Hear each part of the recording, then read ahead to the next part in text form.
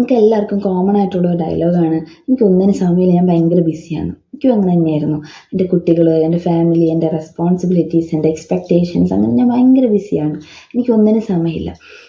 അങ്ങനെ ഞാൻ ബിസി ആയിട്ട് ഓടി നടന്ന സമയത്ത് ഞാൻ ഒരിക്കലും ഹാപ്പി ആയിരുന്നില്ല കേട്ടോ.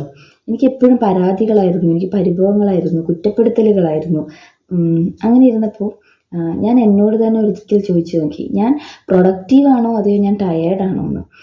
ശരിക്കും ഞാൻ ടയേർഡായിരുന്നു. എനിക്ക് ഒന്നിനും ഒരു സന്തോഷം കണ്ടെത്താനായിട്ട് പറ്റിയിരുന്നില്ല.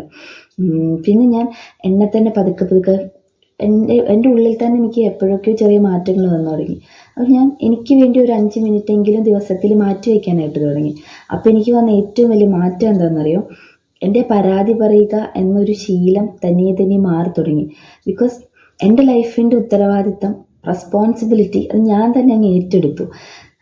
അത് എക്സാമ്പിളായിട്ട് പറഞ്ഞാൽ, എനിക്കൊരു ചായ കുടിക്കണമെന്നുണ്ടെങ്കിൽ ഒന്നുകിൽ ഞാനത് വാങ്ങിച്ച് കുടിക്കുക, അല്ലെങ്കിൽ അത് ഉണ്ടാക്കി കുടിക്കുക എന്നതിനപ്പുറത്തേക്ക് എനിക്ക് ചായ വാങ്ങിച്ച് തന്നില്ലല്ലോ, അല്ലെങ്കിൽ എനിക്ക് ചായ കുടിക്കാൻ സമയം തന്നില്ലല്ലോ എന്ന് നമ്മൾ ആരോട് പരാതി പറയാൻ? നമ്മൾ കുടിക്കണമെങ്കിൽ നമ്മൾ കുടിക്കണ്ടേ എന്ന ഒരു റിയാലിറ്റി ഞാൻ തിരിച്ചറിഞ്ഞപ്പോൾ, എൻ്റെ ലൈഫിൻ്റെ ഉത്തരവാദിത്തം ഞാനങ്ങ് ഏറ്റെടുത്തപ്പോൾ മാറ്റം എന്താണെന്നറിയോ?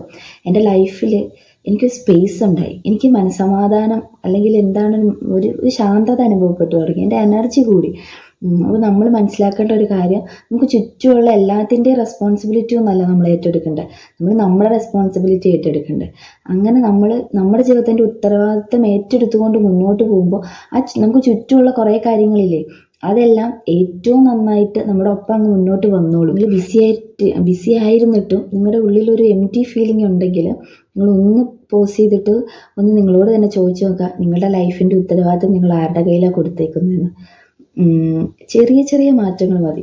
നമ്മളെ ലൈഫിൽ എക്സ്പീരിയൻസ് ചെയ്യാൻ പോകുന്നത് വലിയ അത്ഭുതങ്ങളായിരിക്കും. ചെറിയ മാറ്റങ്ങൾക്ക് നിങ്ങൾ തയ്യാറാണെങ്കിൽ ഡിസ്ക്രിപ്ഷനിൽ ഒരു വാട്സപ്പ് ഗ്രൂപ്പിൻ്റെ ലിങ്ക് ഉണ്ട്, നിങ്ങൾക്ക് ജോയിൻ ചെയ്യാം. നമുക്ക് ഒരുമിച്ച് പതുക്കെ മുന്നോട്ട് പോകാം.